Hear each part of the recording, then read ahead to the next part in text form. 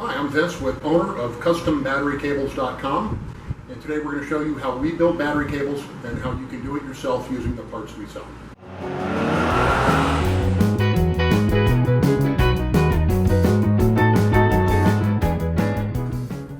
Okay, an important part of any project is planning. With cables, you need to know what size wire you're going to use.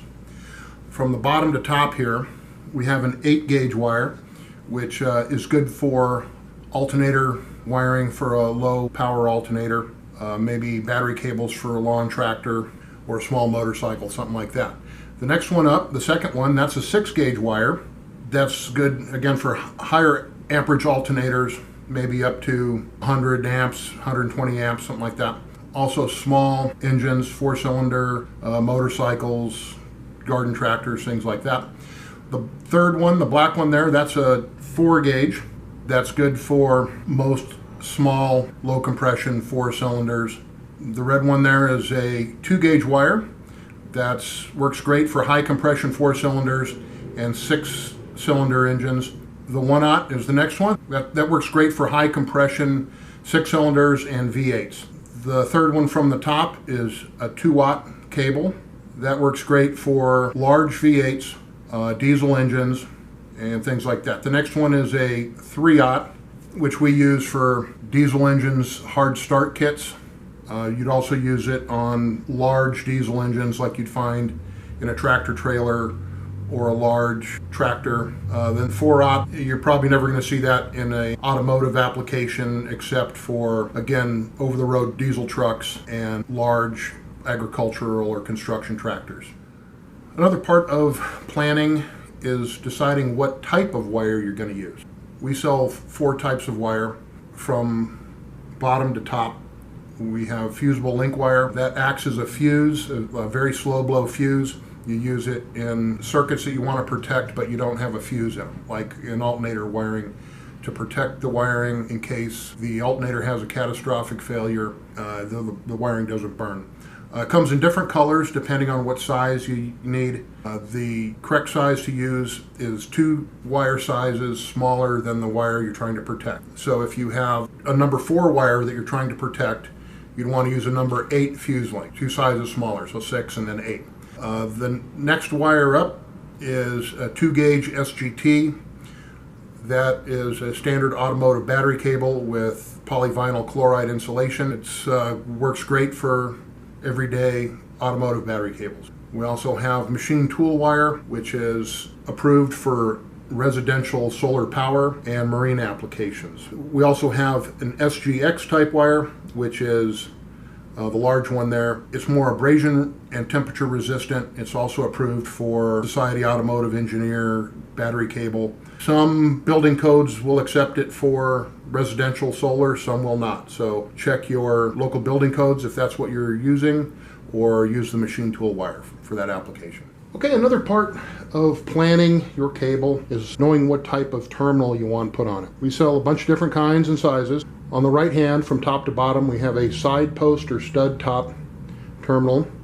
The next one is a side post with extra wire capability. Then we have a standard automotive top post battery terminal. The next one down is a top post with extra wire capability. Then in the top to bottom on the center column is a flag terminal. Use that for dual battery setups. That one's also got an extra wire capability with that little 1/4-inch bolt there. Below that is a left and a right elbow. The left is on the left-hand side and the right is on the right-hand side. And then below that is left and right elbows with stud, which is also extra wire capability. Great for adding on extra accessories, winches, high power alternators, things like that. On the far left column, from top to bottom, we have a 90-degree heavy-duty ring terminal. The one below that's a 45-degree. Then we have a heavy-duty straight and a standard straight. The heavy duties are about twice as thick as the standards, and I recommend that if you need one with a bend, you buy it that way and don't try to do it yourself. They will sometimes crack when you try to bend them yourself. And below that we have a heavy duty and a standard splice. Okay, so you need to measure your old cables, or get out a tape measure and figure out how long your custom new cables are going to be, and cut the wire to suit. We use a bench mount cutter like this. I'm cutting it at 12 inches here. Easy peasy. If you don't have a fancy cutter like that, you can get tools like this from the local discount tool place, and they work well too. Okay, here at Custom Battery Cables, we use a Carpenter Model 72 wire stripper. You probably don't have one of those at home, but if you did, this is the way you'd strip wires. Run. And the strip. That's a paper separator. It separates the insulation from the wire. Okay, I'm going to show you how to strip a wire at home. What kind of size, how far down you need to strip. I like to strip them down until the barrel here meets the tongue. So about that far. And I just use a simple box cutter, being careful not to cut yourself.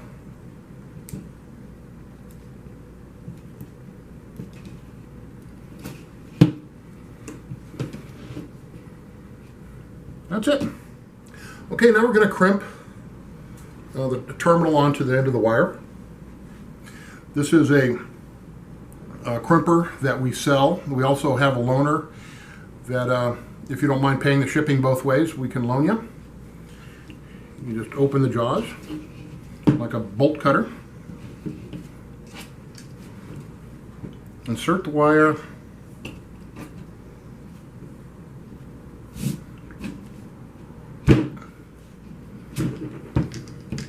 And it's crimped. Okay, we also have these little hammer crimpers, we call them, indent crimpers. You put the cable in there and smack it with a hammer. I'm down here doing this on the concrete floor because you need a solid surface to do this on. Just insert the wire and hit it with a hammer.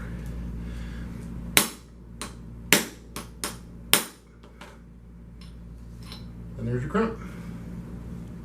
Okay, one of the final steps in building your own cable is heat shrink. We sell several different sizes, colors, and thicknesses of heat shrink, from 3/8 up to 1 inch. We have medium wall and heavy wall. All the heat shrink we sell is adhesive lined, which means it's got a lining on the inside like hot glue. And when you heat shrink it, that adhesive will melt and seal the cable against any sorts of corrosive fumes from the battery or the environment. The heavy wall we recommend for cables where you have an extra wire coming out. The heavy wall heat shrink also provides a mechanical strain relief on the extra wire. So you just slip the heat shrink over the end, and I don't recommend you use an open flame. Use a heat gun like this. I got this one from Harbor Freight. They're about 15 bucks on sale.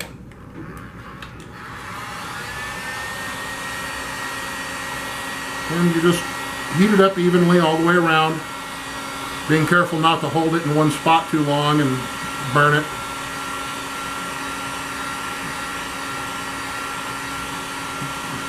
Be careful you don't burn yourself or the furniture or the wire. And keep heat shrinking until there's no more wrinkles showing in the heat shrink, and you can see the glue oozing out the end. I don't know if you can see that in the picture, but there's adhesive kind of oozing out between the wire and the heat shrink. And that's it. Thanks for watching. I hope this video was useful and you got some good tips. If you need more info, check out our website, custombatterycables.com. The link is in the description of the video. Please give us a comment on what kind of video you'd like to see next. Also follow us on Facebook and Instagram at Custom Battery Cables, LLC.